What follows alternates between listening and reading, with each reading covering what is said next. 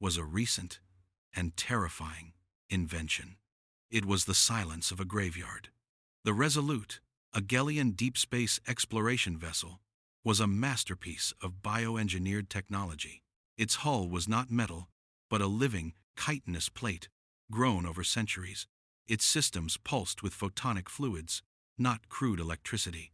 To the Galians, a species so ancient they had mapped the galactic core when humanity was discovering fire, their technology was the pinnacle of the universe's natural order. It was art, it was life itself, and it was dying. Commander Kalen, his four multifaceted eyes reflecting the dim emergency lights of his bridge, watched the final system reports scroll across the organic data slate. His long, slender fingers, each with an extra joint, trembled with a fatigue that was as much spiritual as physical. A gravitic shear, a tear in the fabric of space-time itself, had ripped through their propulsion core. The Resolute was adrift, a dying leviathan in an ocean of nothing. Their distress beacon had pulsed into the darkness for 3 cycles. The only response was from a species so new to the galactic stage they were barely a footnote in the Galian archives. Humans. The human vessel that eventually docked with the Resolute was an affront to Galian sensibilities. The Odyssey's wake was a blocky, angular thing of welded titanium and steel. It hissed and clanged with the vulgar noise of combustion thrusters and electromagnetic actuators. To Kalen, it wasn't a ship. It was a collection of scrap metal, violently hammered into a shape that defied the void through sheer, brutish stubbornness. The airlock hissed open, and the human boarding party stepped through. Kalen couldn't suppress a shudder of distaste. They were so dense, short-limbed, heavy-boned, their movements lacking the fluid grace of his people. They wore environment suits of coarse, synthetic fabric, scuffed and stained, and they carried their tools, one human, identified by his suit's markings as Chief Engineer Mateo Silva, stepped forward. He was older than Kalen expected, his face weathered around the eyes, his movements economical and sure. He offered a data slate, a crude, crystalline device with a simplified translation of their technical assessment. Commander Kalen, Mateo's voice came through the translator, calm and steady. We've analyzed the damage from the outside. Your photonic drive core is fractured. We believe we can help. Kalen looked down at the human, his crest of sensory feathers ruffling in a display of pure contempt. He didn't even look at the data slate. Help? With what? Your implements? He gestured dismissively at the kit hanging from Mateo's hip. It was a collection of horrors, a multi-headed driver with clunky, physical bits. A set of articulated grips he recognized as a wrench. A hammer. An actual, primitive hammer. These are our tools, Commander, Mateo said, his tone neutral, but a flicker of bad. Something amusement? Defiance? In his eyes? They are bludgeons, Kalen retorted, his voice dripping with condescension. You strike things until they work. My ship is a living entity. Its systems are grown, not assembled. They are healed with sonic resonators and biosympathetic fields. You cannot fix a wounded heart with a rock. He turned to his second-in-command, Sub-Commander Lyra. They dig in the dirt for their metals. They shape them with fire and impact. They are savages who have, through some cosmic accident, learned to throw their spears between stars. Lyra, ever the pragmatist, lowered her voice. Commander, our field generators are failing. Life support has 12 cycles at most. The Galactic Council will not reach us in time. Perhaps we should let them try. Try what, Lyra? Kalen snapped, his voice echoing in the cavernous bridge. To beat the fracture out of our core with that hammer? To see if a louder noise will scare the damage away? No, I will not have this masterpiece of Gellian ingenuity defiled by a caveman with a wrench. He turned back to Mateo, drawing himself to his full, imposing height. Your assistance is noted, human, but it is not required. You may return to your vessel. We will await a proper rescue. Mateo Silva didn't argue. He simply nodded, his gaze sweeping across the beautiful, dying bridge, taking in the pulsing, bioluminescent conduits and the faint, pained shudder of the deck. He saw the fear in the Gellian crew's postures, the quiet desperation beneath their arrogance. "The offer stands, Commander," he said softly.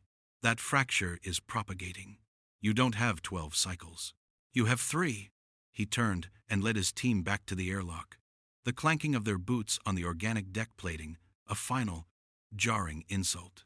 The next 30 hours were a slow, agonizing slide into darkness. The Resolute's internal light, usually a soft, golden bioluminescence, faded to a sickly green.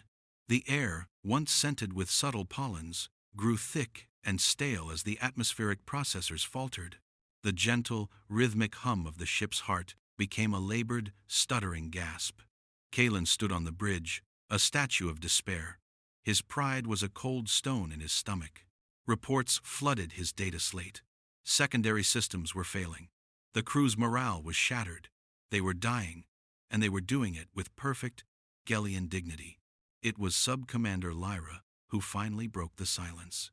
She stood before him, her own feathers flat against her skull in a gesture of utter submission. "Kalen, my friend, our children are on this ship. My daughter, your son. They will not see the rings of Gallia again if we do not swallow our pride." She gestured to the main viewer, which showed the blocky, unwavering form of the Odyssey's wake. "They are still there. They haven't left. They are waiting." Kalen closed his 4 eyes. He saw the faces of his crew. He saw the elegant, dying artistry of his ship. And he saw the crude, stubborn hammer in the human's hand. The 2 images were irreconcilable. One was the end of everything he held beautiful. The other was, what? A chance? "Open a channel," he whispered, the words tasting like ash. When Mateo Silva and his 2 assistants re-entered the bridge, the atmosphere was different.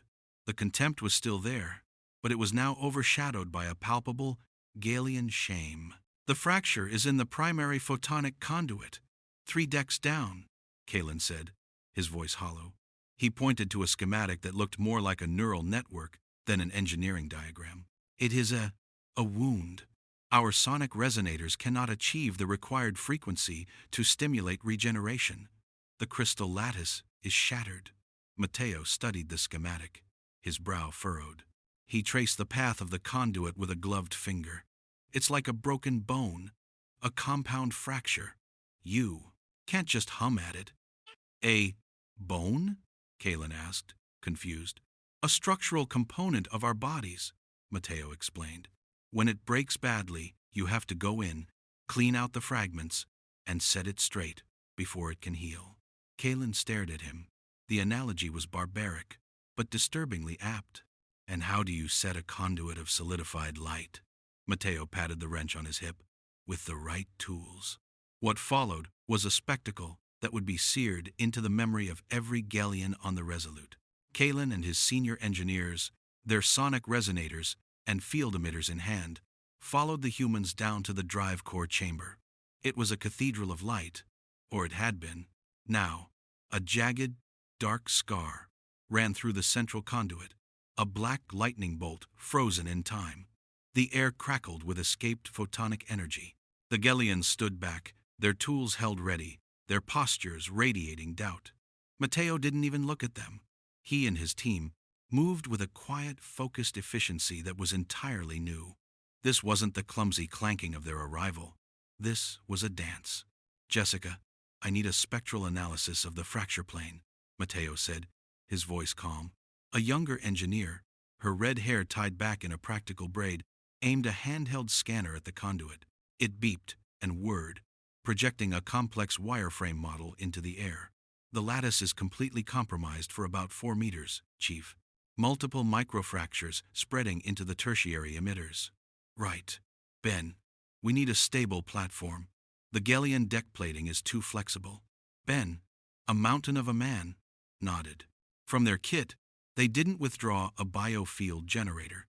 They withdrew a series of solid titanium jacks and a heavy hydraulic ram with a series of efficient clangs and the hiss of hydraulics. They created a rigid, external support structure around the wounded conduit, bracing it against the ship's superstructure. It was crude. It was physical. And it worked. The shuddering in the deck lessened immediately. Kalen watched, his mind reeling. They weren't trying to heal the ship. They were performing surgery.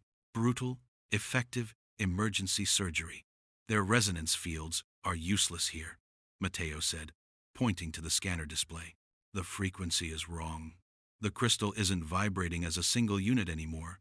It's a bag of shattered glass. He then reached into his kit and pulled out his tools. Not the sonic resonators, his tools. He used the articulated grips, the wrench, to carefully unthread a series of access panels that the Gelians had considered permanently fused to the structure. He used a laser cutter not to slice, but to make precise, localized thermal shocks, causing microscopic fragments of the photonic crystal to realign.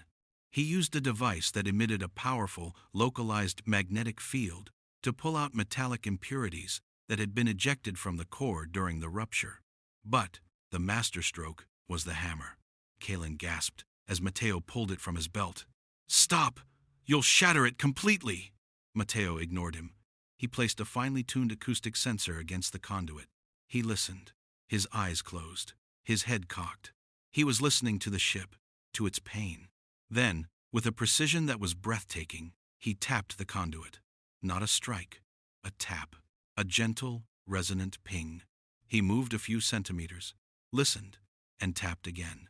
He was mapping the internal structure of the fracture through sound, like a doctor tapping a chest.